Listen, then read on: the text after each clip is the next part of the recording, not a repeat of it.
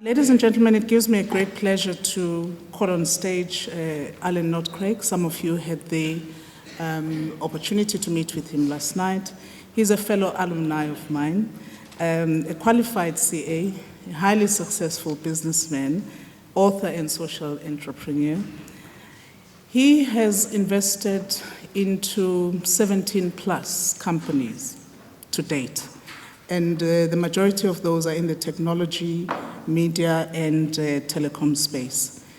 He's also an inventor of note, from whom some of us draw large inspiration. Among some of his inventions, we count Self-Find, and he's been a CEO of quite a number of entities, iBurst, World of Avatar, Mixit, something that I don't know how to use. I've never known how to use, but most importantly, the CEO of Project Isizwe. And Project Isizwe is a non-profit company involved in large public free Wi-Fi networks in the continent. Currently, he's the executive chairman of two entities, one being Hapimo NPC and Herotel, which is a wireless broadband provider operating throughout South Africa. Ladies and gentlemen, please help me welcome Alan Knott-Craig on stage.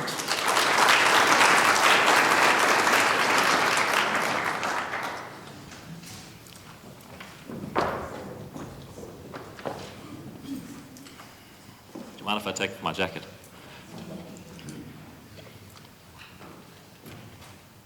So thank you very much for the invitation to be here. Firstly, just thanks to Charmaine and Carleen. They've been doing a lot of admin behind the scenes. I'm sure they don't get a lot of credit. And obviously to the business school, it's very nice to be back out. When I graduated from NMMU, I was pretty sure nobody was going to be inviting me back, but I see that management has changed. So today I'm going to tell you a little bit about, just a little bit about my adventures along the world of entrepreneurship. And then I thought perhaps I'm going to give you a couple of examples of how examples of where big companies have kind of come into the world of the mobile web successfully and unsuccessfully, and maybe some of the lessons we can all learn from that. And then lastly, I'm going to just wrap up with my normal kind of why I think South Africa is a great place to live in and why we have a positive future. So I'm from Pretoria. Is anybody here from Pretoria? Normally people don't put up their hand. I went to a school called the Glen High. It was a feeder school for the Pollsmoor prison. I managed to escape in 1995. Came down to UPE at the time, NMMU. I don't know why I came here. A lot of people ask me why I came to study. I think it's just, I didn't really have any free choice until I was about 25. My dad said, you got to study here. I studied there. He says, you're going to pass. I passed. He said, you're going to do articles. You're going to do articles. At 25, I qualified as a CA with Deloitte. I got married when I was 25, and my wife and I went to New York. We worked there, and then we went a little backpack around the world. And we came back to South Africa without much money, but knowing that, as far as we could see, it was the best place in the world to try to get ahead. So we moved to Joburg, and I started a little business called Self-Find. The reason I started my first business was not because I wanted to be an entrepreneur. It was because I couldn't get a job. I think that's part of the reason most people become entrepreneurs. They're unemployable. And in 2003, a businessman in Joburg approached me out of the blue and said, how do you like to start a business in the cell phone industry doing cell phone tracking? Now, for those of you who don't know, my dad's started Vodacom. So I always wanted to get into telecoms, but I didn't want to work for Vodacom. And MTN wasn't going to hire me. So I felt that that kind of industry was closed to me, but this opportunity came along to kind of sneak in. So I got into the game through something called the wireless application service provider industry. It's like premium rated SMS and all that stuff. Although we weren't the dodgy guys, we did the more legit stuff. And we let your wives track husbands, husbands track wives, and parents track kids. And it turned out a whole lot of husbands wanted to track wives, and we made a hell of a lot of money. So from there, I got quite lucky in that first business, did quite well out of that, and had the opportunity then to go and run iBurst. iBurst is a wireless broadband provider, and for about 4 years we built a big company. I spent R1 billion. We built a national network of infrastructure. We had 350 employees, won the Deloitte's best company to work for telecoms, and also learned quite quickly that if you're not careful in that game, you'll never make a profit. It was in 2009 or so that I realized this wasn't really what I wanted to be doing. I had to make a big decision about what my priorities were in life and where I wanted to live, and also what kind of business I wanted to be in. And we just had our first child, so we decided to move to Stellenbosch, which is where my in-laws live. And that's what everybody does when they've had children. They end up living with their in-laws. So in 2009, I moved down there. I would say that the first phase of my life had been pretty unconscious. Just do what your dad tells you to do. The second part of my life was from about 25 to 32, where it was a very selfish life. I mean, my wife and I were having a great time. We were making money. We were living in Joburg. But then I had kids, and that's based on my current phase, which as I became a little bit more socially conscious. And for selfish reasons as well, I started thinking about what can I be doing, not just to make money, to make a difference, so that I actually have a country to live in one day. What's the point of making money if you've got to leave the country because it all falls apart? And also looking my kids in the eyes one day and saying, I wasn't just sitting on the sidelines. So we started a business called World of Avatar, and Avatar was about helping everybody get on the internet, regardless of whether you had a decent phone or had a lot of money. So this was 2010, nobody had smartphones back then, and the only way you could get people on the internet is you had to dumb down the internet for feature phones. So we created this company, Avatar, and the whole idea was smart apps for dumb phones. And we would make it possible for people without smartphones, who have to actually pay for data, who don't get it for free, and who don't have credit cards, to get access to content that can help them make money and build community. That quickly ballooned. We ended up with about 17 companies at one stage, and everything from online radio to payments to e-commerce to media, everything. And I quickly learned that a lot of this is pretty risky. And I mean, I think out of the 17 companies, only 2 of them ever had actually made any money. And I also realized that a lot of it was just a function of luck. Not to take away from the success stories of entrepreneurs in the world of tech around the world, but they will all tell you, if you speak to them, they'll tell you they got lucky.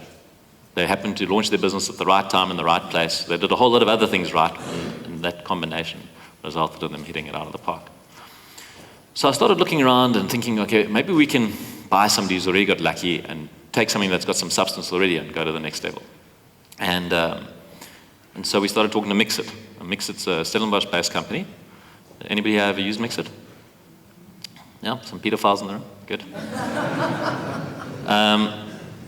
We found this company. It's in Stellenbosch.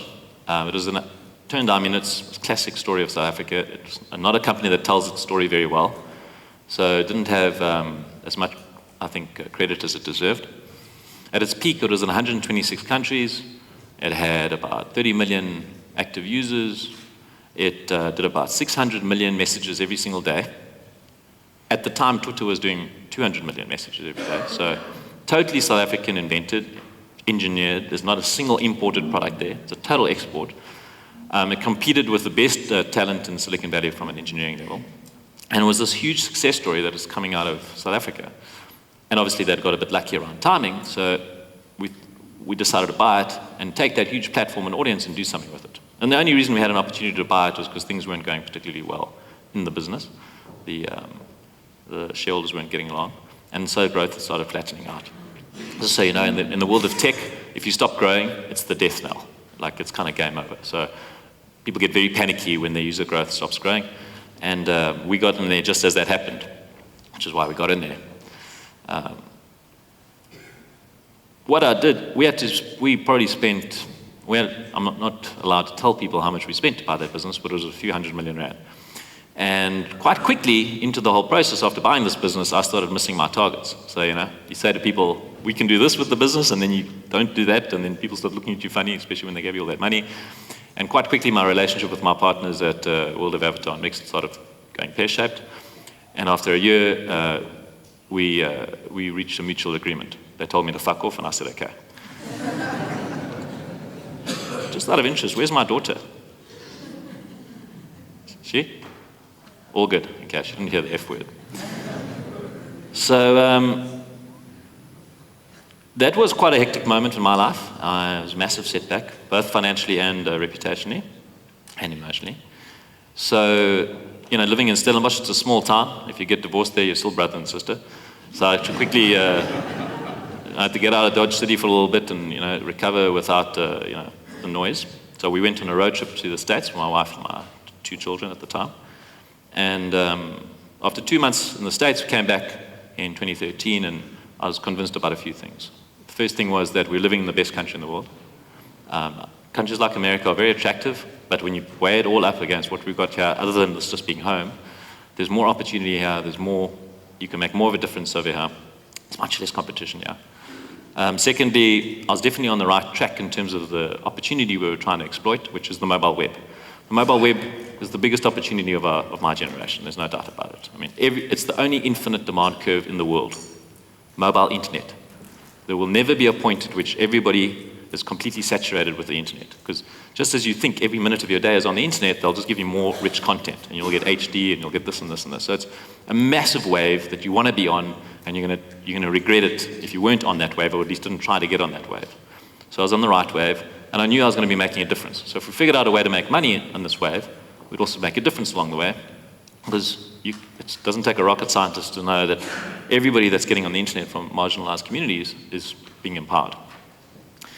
So, out of that, there were a couple of lessons I took from my previous failure. And we thought, how could we fix that? And the three big things were, for people like me who struggle to concentrate, basically that's why nobody wants to give me a job, and who have issues with authority, also why I don't get off job offers all the time, you have to create an environment in which you can focus. And if you can't focus in a little business, if you can't say to yourself, all I'm going to do is this until it's finished, and then I'm going to do this until it's finished, and then I'm going to do this until it's finished, you'll fail, particularly in tech, because there's so many opportunities in tech. As soon as you start an app or you do any website or anything you do, you'll suddenly see 10 massive opportunities to make more money or do more things, whatever it is.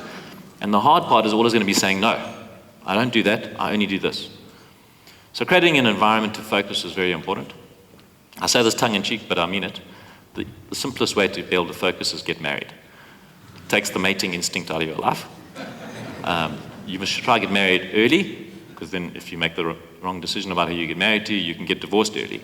It's harder to get divorced later in life. And once you've taken the incentive to go out on Monday nights, Tuesday nights, Wednesday nights, Thursday nights, drink every night, WhatsApp all the time, chat, think about girls and guys and everything, you'll find your whole lot of energy in your life can be dedicated towards your entrepreneurial endeavor, which is, or whatever your career, which is basically about hard work and not being hungover. And the second thing around success is being frugal. Well, which I was making, the mistake I'd made was I wasn't being particularly frugal in my personal life nor in my business life. So, I lived a pretty good life. I wouldn't say I lived a billionaire life, but it was a pretty good life. And my business was also spending money like there was no tomorrow. And it's very difficult to make money when you're spending money. It's a lot easier to make money when you're not spending money. The maths actually just works out easier if you have to deduct less from your revenue. So keep your overheads down, and if you're in any doubt about what you have to spend money on, just don't spend money on it. Simple as that. If there's doubt, it means you shouldn't spend money on it. But it's important to take that business mindset and apply it to your personal life. Now, in South Africa, you should not be living in a house that you own. There is no math in South Africa that makes sense like that. Maybe in PE a little bit. But in Cape Town, your rental yields are 3% and interest rates are 9%. So why on earth would you buy a house and live in it when you could rent the same house for a third of your bond? And there's no capital appreciation happening of 10% or 15% a year anymore, so it doesn't work. You should not be in debt for your car. The only debt you should ever have is on an income-producing asset, which is a house that you rent out for more than the bond. You shouldn't have a yacht, which I had. I sold that. Yachts are expensive. Yachts are like standing out in the cold rain in a howling wind, tearing up 100 Rand notes, just watching it all fly away. So you shouldn't marry an expensive spouse. That's a very expensive thing. Luckily, I dodged that bullet, but that's a mistake you want to avoid. You want to stay away from fancy people. You don't want to run with a fast crowd because they're going to force you to spend more money than you need to spend. If you take financial stress out of the equation, it's a lot easier for you to focus. It's harder for focus if every month you're thinking about finding 100,000 Rand after tax to pay for your fees, your school fees, your bond, your mortgage, your life, all of that stuff. If you can get away with 40 grand a month after tax, it's a lot easier to think about your business rather than how you're going to pay the bills. And then the last thing is the importance of trust, which is a function of keeping your promises. So in business, you can't, at the end of the day, my relationship with my partners at Avatar and Mix, it fell apart because I wasn't keeping my promises. It's not because I was lying, it's because I was making promises that I wasn't delivering on. And it's impossible to deliver on a promise that you've overpromised. So if you have to underpromise. Everything in life is about trust. Trust is about keeping promises. If you want to have relationships of trust with your spouse, with your kids, with your employers, with your business, with your partners, you have to get into the habit of just taking 30% off what you think you can do and telling people that's what you're going to do, so that you can over-deliver and deliver relationships of trust. And with trust, you can move really fast. And without being able to move fast in a startup, you haven't got a chance. So when I got back, I thought, okay, I'm on tech. I want to make a lot of money. I want to start an online business. I want to be a web, kind of mobile web company. But there's not enough people in South Africa on the internet. That's the problem. So China and the USA keep producing these massive tech companies. It's because they've got these massive local markets that they tap into. People are online that they can monetize, and then with those monies, they can then try to invade the rest of the world, subsidizing from their local market profits. And in South Africa, we just don't have enough people on broadband, and the reason for that is it's just too expensive. So most people in South Africa get on the internet using prepaid 3G, out of bundle, which is R1 per meg. Now the irony of the whole thing is the people who need the internet the most pay for the most for the internet. They pay R1 per meg. That works out to 150 Rand for a 7-second HD video. And this is ridiculous. No one's going to take half their monthly grocery bill and spend it on a 7-second YouTube video. Whereas you and me are probably paying 5 cents a meg because we're using bundles and we're on contract, but it's actually irrelevant to us anyway because we can afford it. So until we get to the point where everybody in South Africa can just be on the internet and not think about being on the internet and worrying about how much money is going off their purse, you're not going to have a big enough local market that's going to create the opportunity for local tech entrepreneurs to build big businesses. So I decided to figure out a way to help the government roll out free Wi-Fi as a utility. So internet as a basic service, like water and electricity. And start thinking about the internet as part of the safety net. It's something that the government funds from tax revenues. So just like the government right now gives everybody a daily quota of free water and electricity, and roads, by the way, and sanitation, and housing, they will also throw into the pot internet access. So they'll say, if you live in South Africa, you will have access to the internet for free, to a cap, not infinite, and the government will pay for that. But the starting point of that whole exercise was to figure out how to reduce the cost of the internet. The actual cost of deploying internet can't be what the Vodacoms and Telecoms and MTNs of the world spend, because it's too expensive for the government to subsidize that. So we started looking at Wi-Fi, just using basic Wi-Fi technology, and through all of that we ended up with a number which works out to about 19 cents per gig. So it would be possible to provide people with internet speeds of about 10 megs per second at a cost of 19 cents per gig. Keeping in mind that it's R1 per meg for 3G, it's about 5,000 times cheaper. And we had to go find a municipality to work with us on this whole project. So I told this thing last night, probably inappropriate for this crowd, but I'll use this analogy again. I started out by going to Cape Town, but if you don't know what a good job the city of Cape Town are doing, you can just go and ask them because they're going to tell you. So after a few meetings, realizing I had all the answers to all my questions, I realized I had to employ my strategy for finding members of the opposite sex when I was at university, when I was single. Now, I see a lot of you guys probably were in the same boat as me. It wasn't easy for me to find the best looking girl on the bar. And so quite quickly, my fail rate led me to adopt a new strategy called go ugly early. So I'd go into a bar, and instead of going to the best looking girl on the bar that everyone's talking to, I'd go to the less good looking ones and try my luck over there, and my odds were better. So I started thinking about that for municipalities. How do you go to Cape Town, and Cape Town's so highly rated, you can't really deal with these guys because they don't need to do business with you. And I thought maybe I should go to Gauteng. That seems a little bit less crowded when it comes to guys trying to talk to girls. So I went up to Gauteng, and I ended up meeting the mayor of Tshwane, a guy called Executive Mayor Kosienzo Ramagopa. And we had this meeting of the minds. And in August 2013, we agreed to do this small little pilot project where I made a little promise. I said we'd roll out X number of sites that would work like this.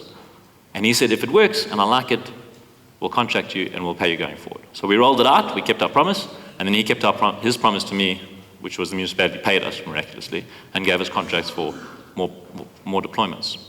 Long story short, the city of Tshwane now has the biggest municipal Wi-Fi network in Africa. It's got 800 sites. You can walk, so 24% of buildings in Tshwane, you can walk from your door to the nearest public Wi-Fi space. That's outside schools, parks, clinics, police stations. In that public Wi-Fi space, you click Tshwane free Wi-Fi, you go straight on the internet. You're on. There's no it's not like always on, which is always off. There's no username, password, try to figure out you need a PhD to really figure out how to get into this thing. You just click and you're on the internet. 15 megs per second, that's the average speeds. And you get a 500 meg cap per day. That's it. I mean, that's not bad, right? Chwane did this in less than 3 years. By 2018, every citizen in Chwane will be within walking distance of free Wi-Fi. That's the dream of universal access to the internet come true. The way they saw it is they say, if, for public transport, if the city can't, if you don't have a car, the city's not going to put a bus stop in front of your house. But you can walk from your house to a bus stop. And if you can't afford internet, the city's not going to put fiber or ADSL or something into your house, but you can walk from your house to the nearest free Wi-Fi zone. That model has now been adopted by SA Connect, which is the National Broadband Plan, and cities like PE, Nelson Mandela Bay, Bloemfontein, Joburg, except for Cape Town, are all adopting that and are deploying exactly the same Chwane model. I learned a couple of lessons out of my experience with dealing with the government. The first lesson is you can't move the needle unless you work with the government. It's as simple as that. I mean, you can think, okay, we can solve South Africa's problems by hiding behind fences and living in estates and getting private security, but that doesn't move the needle. The only thing that moves the needle is working with the state. And the way you work with the state is very simple. You keep your promises and you take risk. That's it. We kept our promises and we were willing to take risk, which not everyone is willing to do with municipalities. The fortunate thing about how we keep everybody honest is if people don't pay us, we switch off the Wi-Fi, and then there's a revolution. So most of the guys pay us in advance. There's been a couple of, over the years I've seen a couple of success stories and failures with governments, but mostly big companies, trying to get into the world of tech. Standard Bank is probably, for me, the most shining example of a success story, of how they successfully managed to get into the world of tech. And when I was running Mixit, we did a little JV with Standard Bank for something called Mixit Money. And the whole idea was you could use your phone to make payments. Simple as that. So we did this deal, and then when I was kicked out, my erstwhile former partners decided that it wasn't a really good idea to do mobile payments, so they kicked that out, and that company became SnapScan. I don't know if you guys have ever used SnapScan, but SnapScan is the biggest mobile payments company in the country right now. So it's almost everywhere. You can take your phone and you can take a photo of a QR code and pay. It's Standard Bank. It's Standard Bank. I mean, no offense to the Standard Bank guys. It's not known for being, it's not called Express Bank. It's called Standard Bank. And Standard Bank has moved faster than any other bank in innovating in mobile payments. Now, it did that by keeping it outside of the company. That's the secret. The secret is keep the innovation outside the company. Leverage what you've got inside your organization, which is capital, access to markets, credibility, access to switches, whatever. But you've got to keep the little young tech team outside of your company because the meetings will kill them. Another story, which was a big failure story, and which it kind of shows where the internet is going, is you guys have heard of Nokia, right? We used to all know it. It's not very well known anymore. In 2008, Nokia bought a company called Navteq for $8.1 billion. It was the world's biggest traffic information company. So the Navteq had sensors on all the highways, mostly in Europe, and it could tell you where the traffic jams were. Right? This was just after Apple had launched the iPhone and Android was coming, and Nokia knew that they had to fight the smartphone war, and they knew that traffic information was a killer category. Like they knew that whoever had the maps that had traffic information would have the most useful phones. So they would win the smartphone battle on that. Very clever, well done. In 2012, a small Israeli company called Waze was started.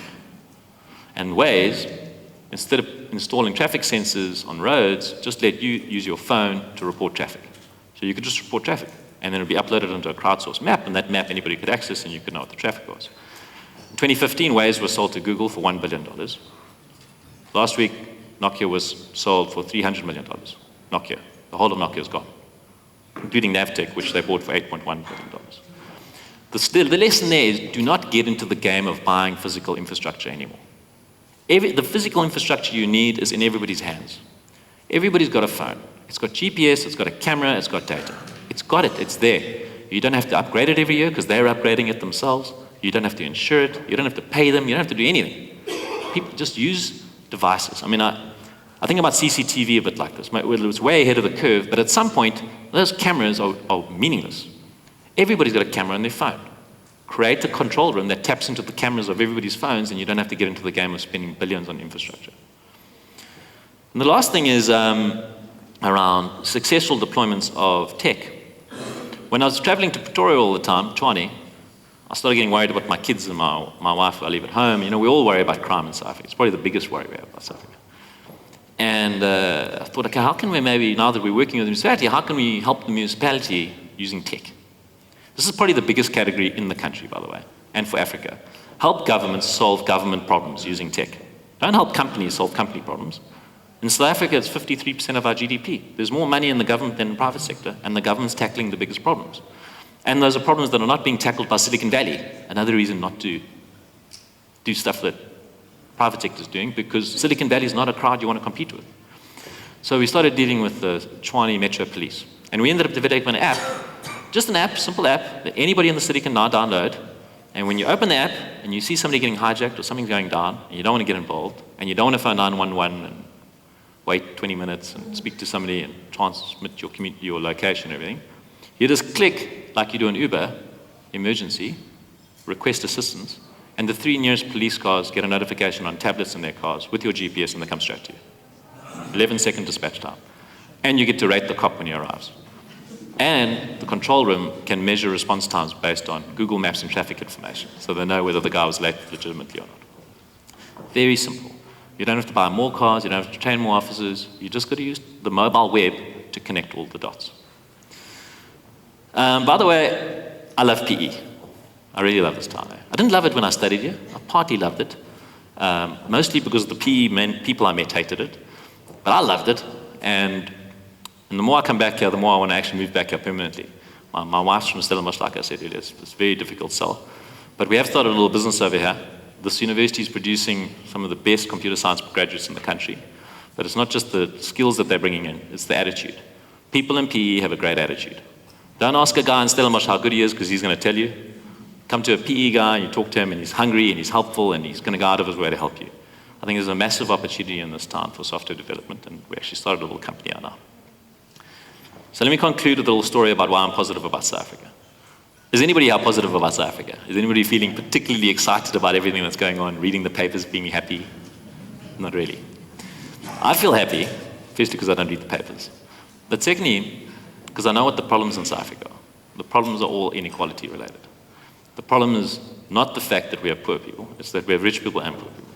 It's not the fact that we have bad education, it's that we have good education and bad education. And the problem is people have unequal access to opportunity.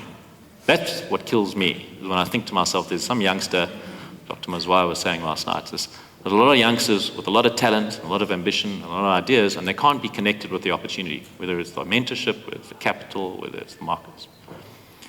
And the reason I get excited about the future, and I know this because it's going to be a country we're all going to live in one day, is because I know the internet is coming.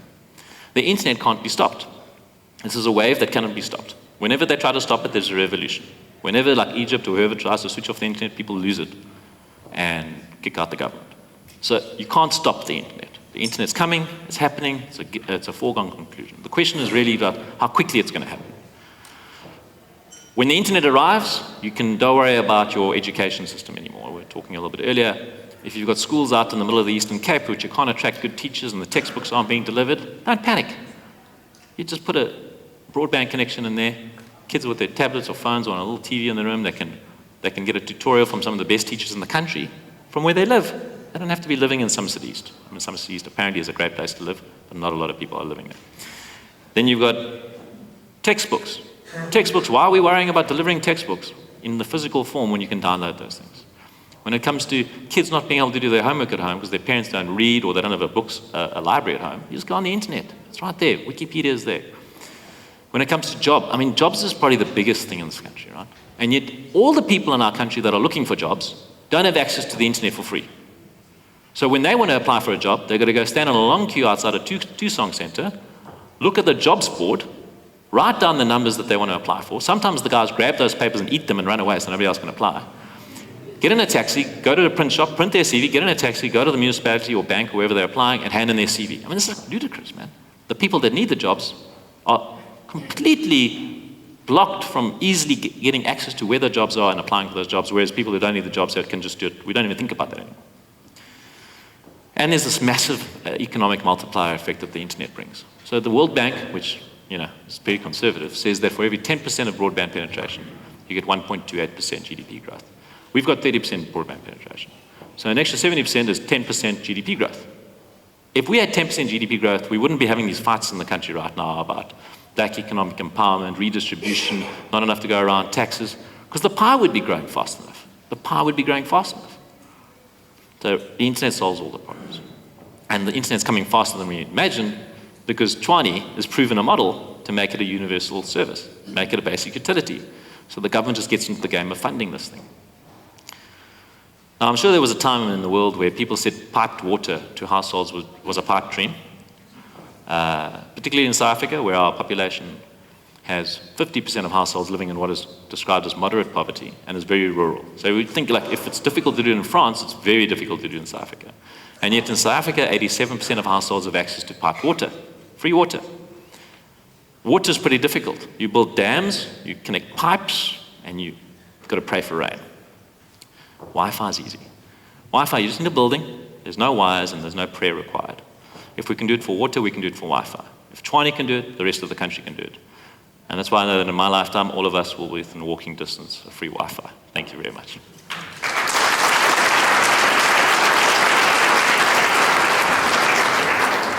Thank you very much, Alan. Alan, can I just ask you to move your chair and sit here? Can I just stand? Yeah, you can. That's even better.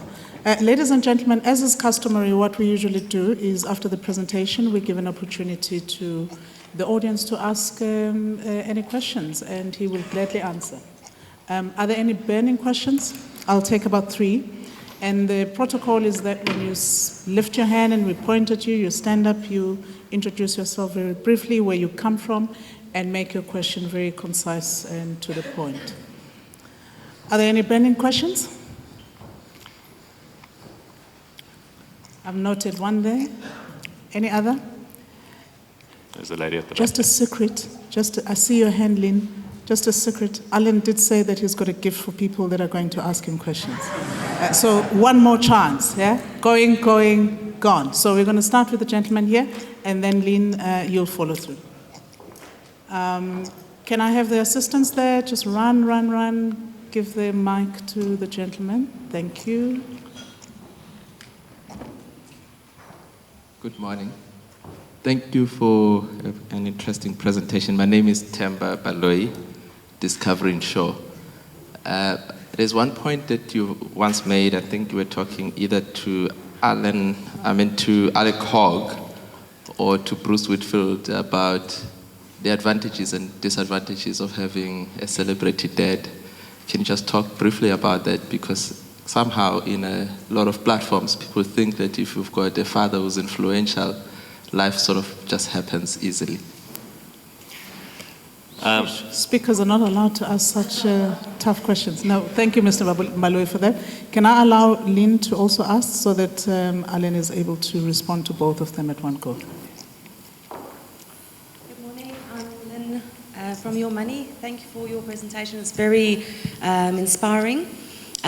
We've been talking about social media. That's quite big, happening. A new way of getting your information out.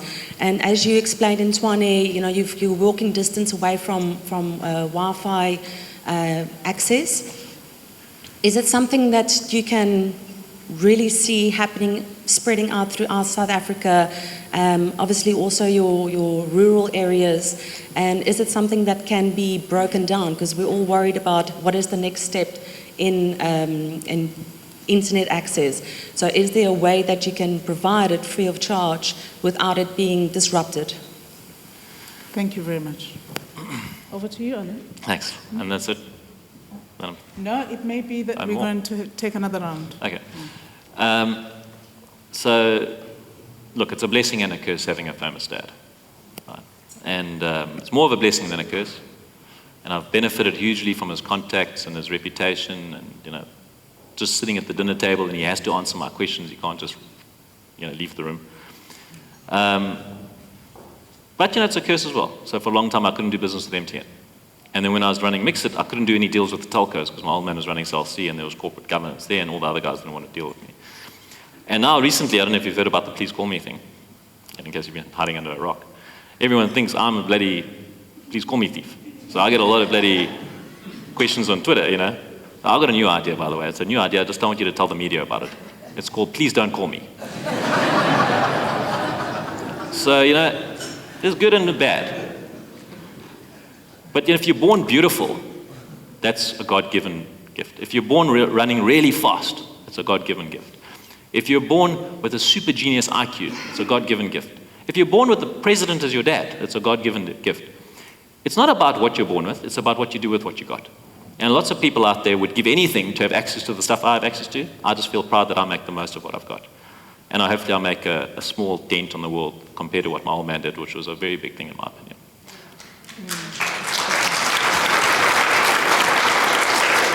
And then to say on the Wi-Fi side, you know, the city of Tshwane started 3 years ago, and it is an average of 1 meg per second speeds and 250 meg a day.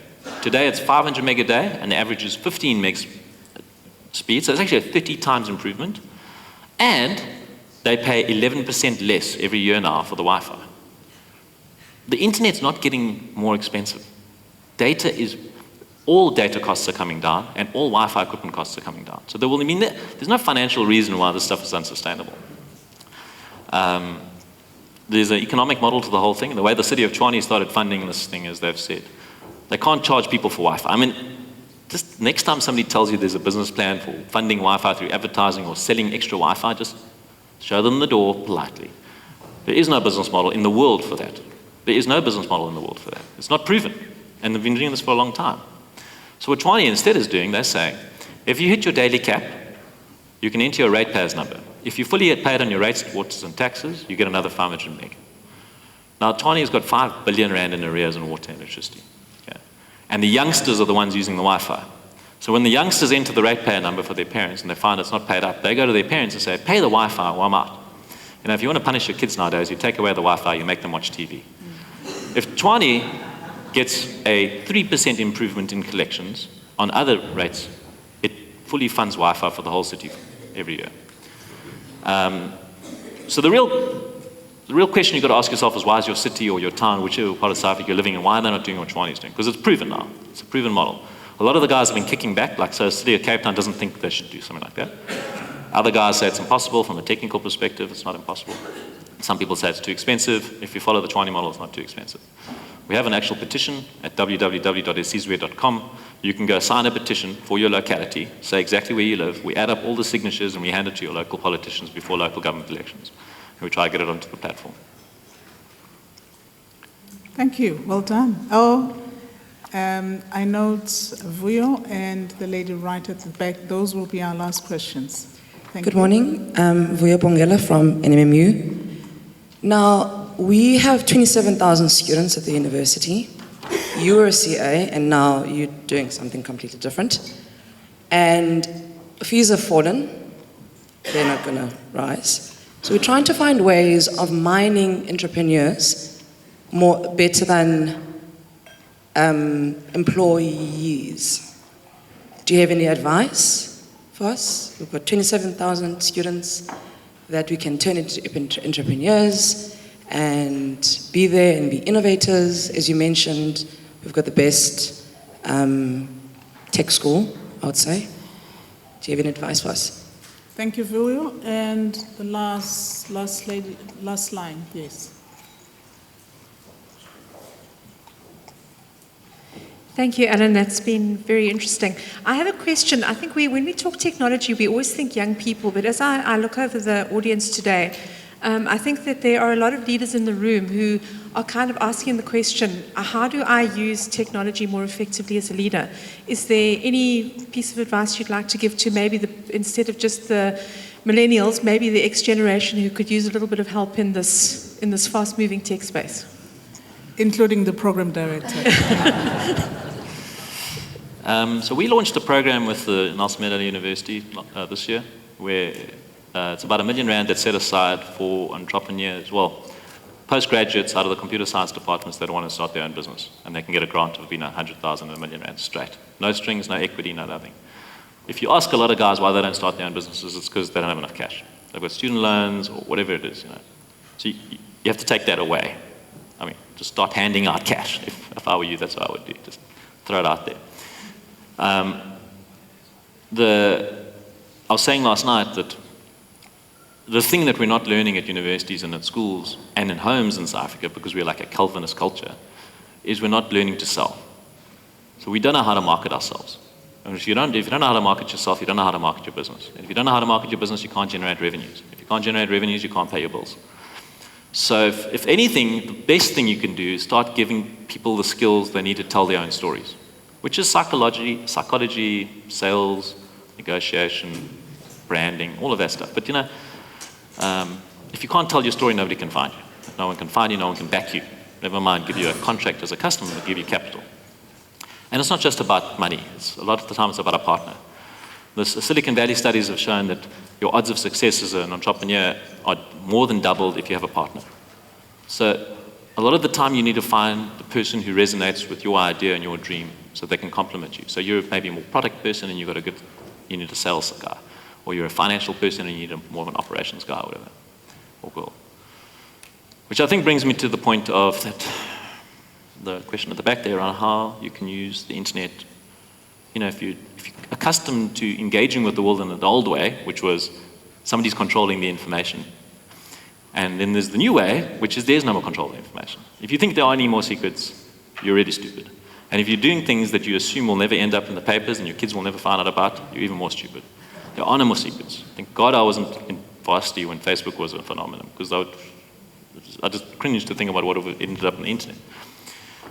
This book, which by the way will go to the best question, there's a book I wrote for our staff a couple of years ago. I just realized that we keep repeating ourselves over and over and over about what we expect from people. So I wrote a book, put it all together, and then we handed it out to staff. And then what happened is some people got wind of it and started ordering copies, and we started sending out copies, and then a publisher got wind of it.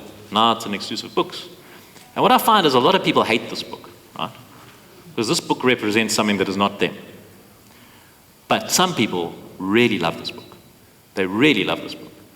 So what I'm trying to do, and what I think a lot of entrepreneurs need to be trying to do, is you need to be standing up and saying who you are. Sometimes people don't like that. And definitely in business, when I see these Twitter descriptions that say, opinions are my own. Like, how could you work in a company where you can't have your opinion on the internet that would somehow get you into trouble with your company? You have to figure out a way to be authentic and be yourself. The way I do it is I just put myself out there, which comes with a lot of public humiliation. But it comes with things like this. People read this stuff and they either resonate with what I'm doing or not. And then I find partners coming to sponsor our stuff or invest in our businesses or become customers or join our group. On that note, I thank you very much for your time this morning. My contact details are with Colleen and Charmaine if anybody would like to get hold of me. I've got to excuse myself now, my daughter and I have to get back to Stellenbosch. And the first question, thanks for that awkward question, goes to you. You get the book. Thank you very much. Well done.